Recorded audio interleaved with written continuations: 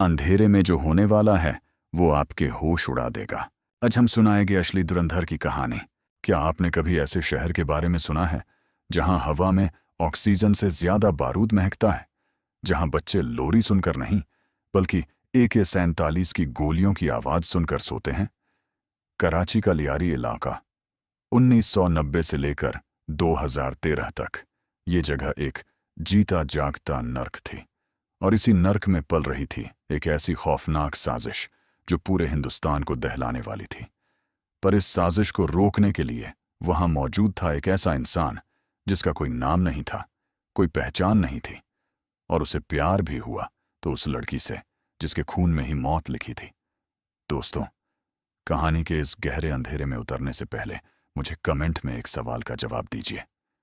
खुफिया एजेंट्स पर बनी रणवीर सिंह की फिल्म धुरंधर क्या आपने देखी है? अगर हां तो कमेंट में बताइए कि असल जिंदगी में एक अंडरकवर एजेंट के लिए सबसे बड़ी कमजोरी क्या होती है? उसका देश, उसका परिवार या फिर उसका प्यार? देखते हैं कितने लोग सही जवाब देते हैं। स्वागत है आपका AB टॉक पर। आज मैं आपको सुनाने जा रहा हूं खुफिया एजेंसी की फाइलों में दफन वो खौफनाक दास्तान जिसमें मौत, मोहब्बत और धोखे का ऐसा चक्रव्यूह रचा गया कि आज भी इसे सुनकर रूह कांप जाती है। तारीख 15 अगस्त 1978। लियारी की एक बदबूदार और तंग झोपड़पट्टी में एक लड़के का जन्म हुआ। नाम रखा गया रहमान बलोच।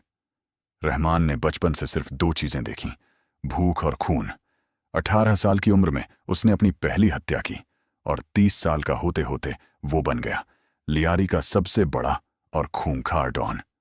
उसके इशारे पर सरकारें हिलती थीं और कराची का पूरा अंडरवर्ल्ड उसके जूतों की धूल था। हथियारों की तस्करी से लेकर आतंकी फंडिंग तक रहमान का सिक्का चलता था। लेकिन हर रावण के लिए एक राम भी पैदा होता है। तारीख 10 जनवरी 1965, लाहौर। इस दिन जन्म हुआ था असलम चौधरी का। ये वो पुलिस वाला था जो कोर्ट कचहरी के चक्करों पर नहीं, सीधे एनकाउंटर पर यकीन रखता था। SP असलम ने कसम खाई थी कि वो लियारी से रहमान बलोच का नामो निशान मिटा देगा। लेकिन इस खूनी खेल के बीच एक तीसरी चाल भी चली जा रही थी। हिंदुस्तान की खुफिया एजेंसी ने रहमान के इस साम्राज्य को जड़ से खत्म करने के लिए अपना सबसे खतरनाक मोहरा चल दिया था। एजेंट कबीर। जन्म की तारीख खुफिया फाइलों में दर्ज नहीं। कबीर एक ऐसा अंडरकवर एजेंट था जो भेष बदलने और दुश्मनों के बीच घुलने मिलने में माहिर था। कबीर अब बन चुका था कामरान, रहमान बलोच का नया, तेज तर्रार और सबसे वफादार शूटर। कबीर का काम रहमान का भरोसा जीतना था और उसने वो किया। लेकिन इस बारूद भरे सफर में कबीर एक ऐसी गलती कर बैठा जिसकी इजाजत एक जासूस को कभी नहीं होती। उसे इश्क हो गया। तारीख 22 नवंबर 1988 को जन्मी ज़ारा। ज़ारा रहमान बलोच की सगी भतीजी। ज़ारा अपने चाचा के काले कारनामों से नफरत करती थी। वो लियारी की उसी बस्ती में गरीबों के लिए एक छोटी सी क्लिनिक चलाती थी। 4 जुलाई 2013 की वो शाम, आसमान से हल्की बारिश हो रही थी। कबीर यानी कामरान पुलिस की एक रेड में घायल हो गया था। उसके कंधे से खून बह रहा था। वो छुपता छुपाता ज़ारा के क्लिनिक पहुंचा। ज़ारा जब उसके घाव पर पट्टी बांध रही थी तो उसकी उंगलियां कांप रही थीं। दोनों के बीच एक अजीब सी खामोशी थी जिसमें हजारों सवाल थे। ज़ारा ने कबीर की आंखों में देखा और रोते हुए कहा, मुझे डर लगता है कामरान, तुम मेरे चाचा के साथ रहकर एक दिन इसी शहर की मिट्टी में मिल जाओगे। तुम वो नहीं हो जो तुम दिखते हो। मेरे साथ यहां से बहुत दूर चलो। कबीर का दिल चीख चीख कर कहना चाहता था कि हां ज़ारा, मैं कामरान नहीं, कबीर हूं। मैं तुम्हारे चाचा को बर्बाद करने आया हूं। पर वो मजबूर था। एक जासूस का पहला प्यार उसका देश होता है।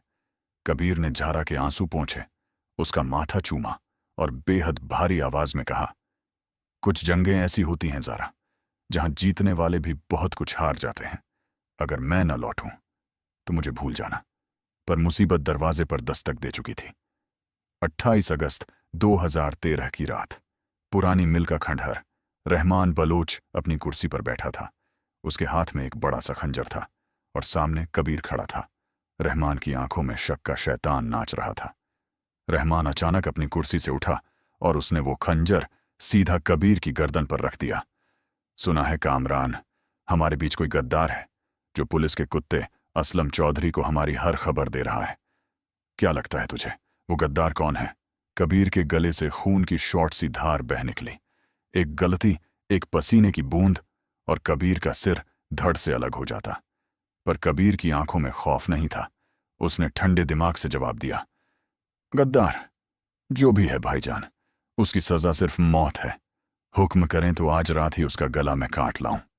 रहमान कुछ सेकंड तक कबीर को घूरता रहा, फिर वो जोर से हंसा और खंजर हटा लिया। मुझे तेरी यही वफादारी पसंद है कामरान। कल रात के माड़ी पोर्ट पर हथियारों की सबसे बड़ी खेप आ रही है। अगर ये डील पक्की हो गई तो कराची हमारा होगा और ये जिम्मेदारी तेरी है। कबीर समझ गया था कि ये उसकी जिंदगी का सबसे बड़ा मौका है और शायद आखिरी रात भी। उसने एएसपी असलम को खुफिया मैसेज भेज दिया, कल रात केमाड़ी पोर्ट शिकार जाल में आने वाला है।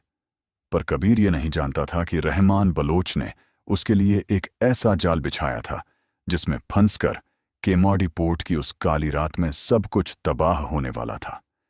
जब देश और प्यार आमने सामने होंगे तो कबीर किसे चुनेगा? क्या वो जारा को बचा पाएगा या रहमान का खंजर उसका आखिरी सच बनेगा?